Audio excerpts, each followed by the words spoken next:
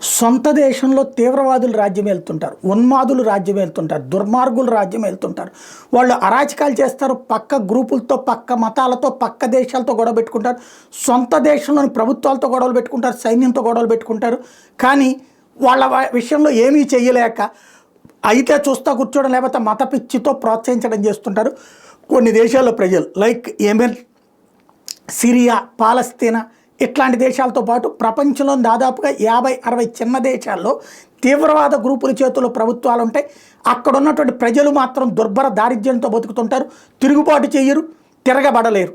ఈ తీవ్రవాదుల చేతుల ఆయుధాలకి వాళ్ళు లొంగిపోతుంటారు.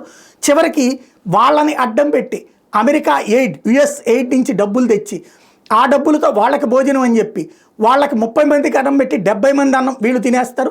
దానికి సాక్ష్యం పాలస్తీనాలో హమాస్ విషయంలో చూసాం.